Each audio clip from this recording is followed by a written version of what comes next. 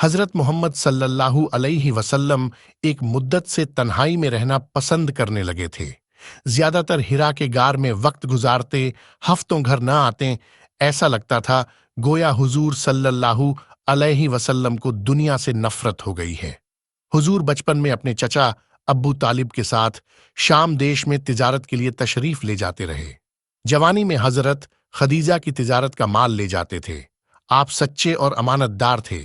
کاروبار میں معاملہ اتنا صاف رکھتے تھے کہ کسی کو بھی کسی قسم کی شکایت نہ ہوتی، سب خوش رہتے۔ جو ایک بار آپ صلی اللہ علیہ وسلم سے معاملہ کر لے، آپ کے اخلاق کا قائل ہو جاتا۔ صرف مکہ ہی نہیں، یمن، بصرہ، شام کے ملک میں بھی حضور جہاں جہاں تشریف لے گئے اور جن لوگوں نے آپ سے معاملہ کیا، سب آپ کی تعریف کرتے۔ اکثر لوگ آپ کے ساتھ تجارت کا مال کر دیتے۔ آپ پوری ایمانداری سے مال بیچتے اور پوری قیمت مالک کو دے دیتے۔ اس سے آپ کی سچائی، ایمانداری، دیانتداری، اچھے اخلاق کی عام شہرت ہو گئی۔ یہ شہرت اتنی بڑھی کہ دنیا نے آپ کو امین تاجر کا لقب دیا۔ ہر جگہ آپ اسی نام سے مشہور ہو گئے۔ آپ وعدے کے اس قدر سچے تھے کہ جو وعدہ کر لیتے، ہزاروں مصیبتیں اٹھانے پر بھی اسے پورا کرتے۔ آپ کی دیانتداری پر لوگوں کو اتنا بھروسہ تھا کہ نقد روپیوں کے علاوہ قیمتی چیزیں بھی آپ کے پاس امانت رکھ جاتے تھے اور جب ضرورت پڑتی لے جاتے۔ ہر چیز اپنی اصلی شکل میں ملتی۔ آپ کی اس دیانتداری اور امانت داری کی شہرت عام ہو گئی۔ حضرت خدیجہ نے بھی سنا، تجارت کے کاموں میں امتحان بھی لیا۔ آپ صلی اللہ علیہ وسلم کے اچھے اخلاق، پاک بازی، شرافت، دیانت ومانت اور شرافت کا ان پر ایسا اثر ہوا کہ خود نفیہ نام کی عورت کے ذریعے شادی کا پیغام دے دیا۔ حضرت خدیجہ بنت خویلد بہت شریف خاتون تھیں۔ ان کا خاندانی سلسلہ 5ویں پیڑھی سے حضور صلی اللہ علیہ وسلم کے خاندان سے ملتا ہے۔ وہ بیوہ تھی، بہت شریف اور پاکیزہ اخلاق تھیں۔ لوگ ان کو طاہرہ کے نام سے یاد کرتے تھے۔ دولت مند اتنی تھیں کہ جب مکے والوں کا قافلہ تجارت کے لیے روانہ ہوتا تو اکیلا ان کا سامان تمام قافلے کے سامان کے برابر ہوتا تھا۔ اس زمانے میں ان سے بڑا تاجر مکے میں کوئی نہ تھا۔ جب انہوں نے نکاح کا پیغام دیا تو حضور صلی اللہ علیہ وسلم اپنے چچا ابو طالب سے مشورہ کر کے منظور کر لیا، چنانچہ نکاح ہو گیا۔ نکاح کا خطبہ ابو طالب نے پڑھا اور 500 درہم مہر قرار پایا۔ کیونکہ حضرت خدیجہ مالدار تھیں، خوبصورت اور پاکیزہ اور عرب کے اونچے خاندان سے تھی، اس لیے اکثر لوگوں نے ان سے نکاح کرنے کا ارادہ کیا تھا، پر انہوں نے تمام درخواستیں رد کر دی تھیں۔ شاید ان کا نکاح کرنے کا ارادہ تھا ہی نہیں، پر حضور صلی اللہ علیہ وسلم کی امانت و دیانت اور سچائی اور اچھے اخلاق کی شہرت سن کر ایسی نچھاور ہوئی کہ خود نکاح کا پیغام دے کر نکاح کر لیا۔ نکاح کے وقت حضور صلی اللہ علیہ وسلم کی عمر 25 سال اور حضرت خدیجہ کی عمر 40 سال تھی۔ حضرت خدیجہ سے آپ کے 2 لڑکے قاسم اور طاہر پیدا ہوئے اور بچپن ہی میں انتقال کر گئے۔ قاسم اس حد تک بڑے ہو گئے تھے کہ سواری وغیرہ پر سوار ہو سکتے تھے۔ قاسم کی وجہ سے آپ کا لقب ابو القاسم مشہور ہوا۔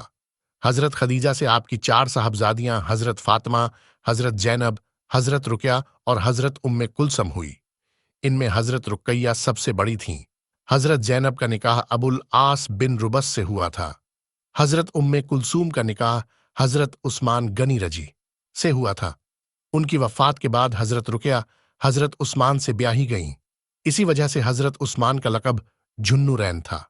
حضرت فاطمہ سب سے چھوٹی تھیں۔ آپ کے چچا ابو طالب کے 3 بیٹے عقیل، جعفر اور علی تھے، بال بچے دار تھے۔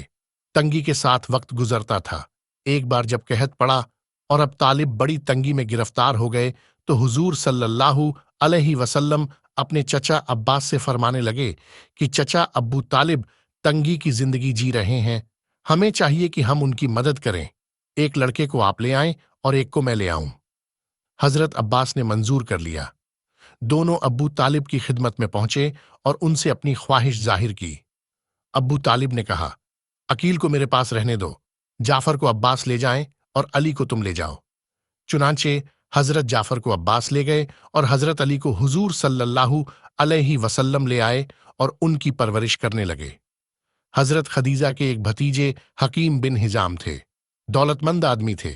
وہ ایک عیسائی غلام زید بن حارث کو خرید لائے تھے۔ انہوں نے زید کو حضرت خدیجہ کو بھیٹ کر دیا۔ حضرت خدیجہ نے حضور صلی اللہ علیہ وسلم کو بھیٹ کر دیا۔ آپ نے اسے اپنے عزیز کی طرح اپنے پاس رکھ لیا۔ کچھ دنوں کے بعد زید کے باپ حارث اور چچا کعب اسے لینے کے لیے آئے اور حضور صلی اللہ علیہ وسلم کی خدمت میں حاضر ہوئے۔ نہایت عاجزی سے درخواست کی کہ زید کو یا تو آزاد کر کے ان کے ساتھ کر دیا جائے یا ان کی مناسب قیمت لے کر آزاد کر دیا جائے۔ آپ صلی اللہ علیہ وسلم نے فرمایا، اگر زید آپ کے ساتھ جانے پر تیار ہو تو اسے آزاد کر دوں گا۔ چنانچہ زید کو بلوایا گیا۔ ان کے بعد حارث نے ان سے پوچھا، زید، کیا تم ہمارے ساتھ چلنے کے لیے تیار ہو؟ زید نے جواب دیا، نہیں۔ حارث کو بڑا تعجب ہوا۔ اس نے پوچھا، کس وجہ سے؟ زید نے جواب دیا، اگرچہ میں غلام ہے مگر میں ایک ایسے با اخلاق اور مہربان کی خدمت میں ہوں جس کی عنایت نے میرے دل میں گھر کر لیا ہے اور میں ان سے جدا ہونا نہیں چاہتا۔ حارث کو غصہ آیا۔ اس نے کہا، بدبخت، کیا تو آزادی کو غلامی پر ترجیح دیتا ہے؟ زید نے کہا، حضرت محمد صلی اللہ علیہ وسلم کی غلامی پر ہزاروں آزادیاں قربان ہیں۔ میں نے ان میں ایسی باتیں دیکھی ہیں کہ میں ساری دنیا پر انہیں ترجیح دوں گا۔ حارث اور اس کے چچا کعب نے بہت سمجھایا پر وہ کسی طرح وہاں سے جانے پر راضی نہ ہوئے۔ مجبوراً دونوں خاموش ہو گئے۔ حضور صلی اللہ علیہ وسلم اٹھے اور زید اور ان کے باپ اور چچا کو ساتھ لے کر خانہ کعبہ میں آ گئے اور یہ اعلان کیا کہ لوگوں، گواہ رہو کہ آج میں نے زند کو آزاد کر دیا ہے اور اسے اپنا بیٹا بنا لیا ہے۔ زید کے باپ اور چچا اس بات سے خوش ہو گئے اور زید کو آپ کے پاس چھوڑ کر چلے گئے۔ آپ کا رسوخ ہر طبقے کے لوگوں میں تھا، رئیس، امیر، غریب، فقیر، سپہ سالار، سپاہی، گرج کہ سب سے آپ صلی اللہ علیہ وسلم ملتے اور سب آپ سے ملتے تھے، لیکن آپ کے خاص تعلق خاص لوگوں سے تھے اور زیادہ ابو بکر بن قحافہ سے تعلقات تھے۔ ابو بکر نہایت خوبصورت تھے۔ خوبصورتی کی وجہ سے آپ کا لقب عتیق پڑ گیا تھا۔ آپ قبیلہ بنو تمیم میں سے تھے۔ خون بہا اور تاوان کا فیصلہ کرنے کے لیے آپ حاکم بنائے جایا کرتے تھے۔ آپ کا فیصلہ تمام قبیلوں کو بے چن و چرا ماننا پڑتا تھا۔ آپ بہت امیر تھے، مصر و شام کو تجارت کی غرض سے جایا کرتے تھے۔ تمام قبیلوں میں آپ کا اثر و رسوخ تھا۔ چھٹی پیڑھی میں آپ کا خاندان حضور صلی اللہ علیہ وسلم کے خاندان سے مل جاتا ہے۔ عثمان بن عفان آپ کے داماد تھے۔ حضرت عثمان کی نانی حضور صلی اللہ علیہ کے والد حضرت عبداللہ کی سگی بہن تھیں، جو حضرت عبداللہ کے ساتھ جڑواں پیدا ہوئی تھیں۔ اس طرح حضرت عثمان حضور صلی اللہ علیہ وسلم کی پھوپھی زاد بہن کے بیٹے تھے۔ نہایت مالدار، بڑے سخی، بڑے شرمیلے تھے۔ آپ سے بھی حضور صلی اللہ علیہ وسلم کے خاص تعلقات تھے۔ ان کے علاوہ ابو سفیان، خالد، ابو جہل، سہیب وغیرہ سے بھی تعلقات تھے۔ ہر قبیلے کا ہر آدمی آپ کو عزت کی نظروں سے دیکھتا تھا۔ اکثر لوگ آپسی لڑائی کے وقت آپ کو حکم قرار دیتے تھے، آپ کے فیصلے کو مانتے تھے، لیکن جب سے آپ ہیرا کی گفا میں زیادہ وقت لگانے لگے تھے، اس وقت سے آپ نے لوگوں سے ملنا جلنا چھوڑ دیا تھا، اور جب سے آپ پر وحی آنی شروع ہوئی تو آپ چپ چاپ رہنے لگے تھے۔ حضرت خدیجہ کو آپ کی خاموشی سے بڑی چنتا ہو گئی تھی، کسی کام میں دل نہیں لگتا تھا۔ حضور صلی اللہ علیہ وسلم خاموش بیٹھے تھے کہ حضرت علی آ گئے۔ حضرت علی آپ ہی کے پاس رہتے تھے، عمر میں بہت چھوٹے تھے۔ خاموش دیکھ کر انہیں کچھ کہنے کی ہمت نہ ہوئی۔ شام تک حضور بیٹھے رہے، رات کو کھانا کھا کر آرام کیا، اس کے بعد وحی آتی رہی۔ ایک دن آپ پہاڑ کے دامن میں بیٹھے ہوئے تھے کہ حضرت جبرائیل تشریف لائے اور انہوں نے وضو کیا۔ حضور صلی اللہ علیہ وسلم نے بھی اسی طرح وضو کیا جس طرح حضرت جبرائیل نے کیا تھا۔ پھر حضرت جبرائیل نے نماز پڑھی۔ اس دن سے حضور نماز پڑھنے لگے۔ آپ تنہا نماز پڑھتے تھے، نہ کوئی اس وقت تک مسلمان ہوا تھا نہ نماز پڑھتا تھا۔ پہلے تو آپ پہاڑی پر نماز پڑھتے تھے، پھر دھیرے دھیرے مکان پر بھی نماز پڑھنے لگے۔ حضور صلی اللہ علیہ وسلم چاہتے تھے کہ دھیرے دھیرے کچھ لوگ مسلمان ہو جائیں، تب اعلانیہ تبلیغ کریں، اور حکم بھی یہی آیا تھا کہ پہلے گھر والوں کو خدا سے ڈراؤ۔ ایک دن آپ صلی اللہ علیہ وسلم بیٹھے تھے کہ حضرت ابو بکر آئے۔ جب وہ بیٹھ چکے تو حضور صلی اللہ علیہ وسلم نے فرمایا، ابو بکر، تم مجھے کیا سمجھتے ہو؟ حضرت ابو بکر نے کہا، बहुत नेक और बहुत बाअखलाक। और सच्चा भी? हाँ, सच्चा भी। मैंने कभी गलत बात कहते हुए आपको न सुना। अगर मैं यह कहूं कि मैं खुदा का रसूल हूं और मुझ पर वही उतरती है, तो तुम यकीन करते हो। बेशक यकीन करूंगा। अच्छा सुनो, मुझ पर वही उतरती है। मैं खुदा का पैगंबर हूं और खुदा का हुक्म है कि गैर अल्लाह की पूजा छोड़ दो। उसी को पूजो जिसने तुमको पैदा किया है और जिसके हाथ में फना और बका है। हजरत अबू बकर ने कहा, मैं उस अल्लाह पर ईमान लाया। आपको यह सुनकर बेहद खुशी हुई और हजरत अबू बकर को सीने से लगा लिया। थोड़ी देर बाद हजरत अबू बकर और चले गए।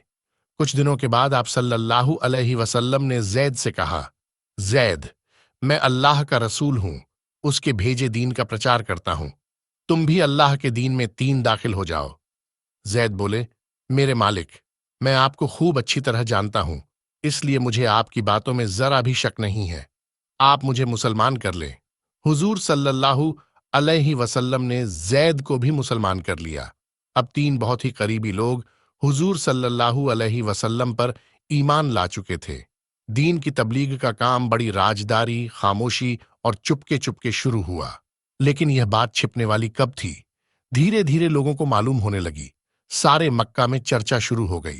कुफ्फारे मक्का ने सुना, सख्त नाराज हुए और खुलकर कह दिया कि जो कोई हमारे माबूदों की बुराई करेगा, हम उसे कड़ी से कड़ी सजा देंगे।